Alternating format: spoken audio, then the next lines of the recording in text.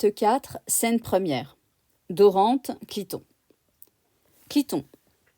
Mais, monsieur, pensez-vous qu'il soit jour chez Lucrèce? Pour sortir si matin, elle a trop de paresse. Dorante. On trouve bien souvent plus qu'on ne croit trouver, et ce lieu pour ma flamme est plus propre à rêver. J'en puis voir sa fenêtre, et de sa chère idée, mon âme à cet aspect sera mieux possédée. Cliton. À propos de rêver, n'avez-vous rien trouvé pour servir de remède au désordre arrivé? Dorante. Je me suis souvenu d'un secret que toi-même me donnais hier pour grand, pour rare, pour suprême. Un amant obtient tout quand il est libéral. Donc ici, il rappelle la conversation qu'ils ont eue à l'acte 1, scène 1, où Cliton expliquait qu'avec les femmes particulièrement de petite vertu, il suffisait d'être libéral pour se les attacher en ayant certaines techniques. Cliton. Le secret est fort beau, mais vous l'appliquez mal. Il ne fait réussir qu'auprès d'une coquette. Dorante. Je sais que c'est Lucrèce. Elle est sage et discrète. À lui faire présent, mes efforts seraient vains.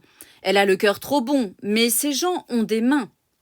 Et bien que sur ce point, elle les désavoue, avec un tel secret, leur langue se dénoue. Ils parlent, et souvent, on les daigne écouter. À tel prix que ce soit, il m'en faut acheter. Donc Dorante, ici, explique qu'il ne peut pas acheter l'amour de Lucrèce, mais par contre, il peut acheter ses domestiques pour qu'ils parlent en sa faveur.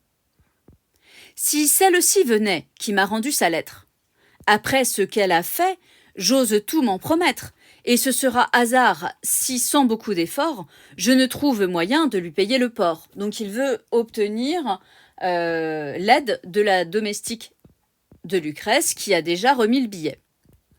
Cliton. Certes, vous dites vrai, j'en juge par moi-même. Ce n'est point mon humeur de refuser qui m'aime. Et comme c'est m'aimer que me faire présent, je suis toujours alors d'un esprit complaisant. Donc là, c'est la remarque comique du valet qui explique que lui, de toute façon, il est toujours prêt à accepter les cadeaux en tant que preuve d'amour. Dorante. Il est beaucoup d'humeur, pareilles à la tienne. Cliton. Mais, monsieur, attendant que Sabine survienne, et que sur son esprit vos dons fassent vertu, il court quelque bruit, sourd, qu'Alcippe s'est battu. Dorante. Contre qui? Cliton. L'on ne sait, mais ce confus murmure, d'un air pareil au vôtre, à peu près le figure.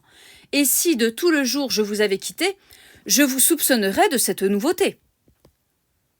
Donc Cliton explique qu'on a entendu des rumeurs de duel entre un Alcippe et quelqu'un qui ressemblerait à Dorante. Mais Cliton a accompagné Dorante toute la journée, donc il ne comprend pas la rumeur. Dorante. Tu ne me quittas point pour entrer chez Lucrèce? Cliton. Ah, monsieur, m'auriez-vous joué ce tour d'adresse? Dorante. Nous nous battîmes hier, et j'avais fait serment de ne parler jamais de cet événement. Mais à toi de mon cœur l'unique secrétaire, à toi de mes secrets le grand dépositaire, je ne scellerai rien, puisque je l'ai promis. Donc, Dorante explique qu'il a eu quand même un moment seul, et que pendant ce temps-là, il s'est battu. Et il avait juré de ne parler de rien, mais vu que Cliton est son confident, il va lui révéler. Depuis 5 ou 6 mois, nous étions ennemis. Il passa par Poitiers où nous prîmes querelle, et comme on nous fit lors une paix telle quelle, nous sûmes l'un à l'autre en secret protester, qu'à la première vue, il en faudrait tâter. Hier, nous nous rencontrons, cette ardeur se réveille, fait de notre embrassade un appel à l'oreille, je me défais de toi, j'y cours, je le rejoins, nous vidons sur le pré l'affaire sans témoin. Et le perçant à jour de 2 coups d'estocade, je le mets hors d'état d'être jamais malade. Il tombe dans son sang. Donc ici, Dorante invente encore un mensonge pour le simple plaisir de se jouer de son valet. Cliton.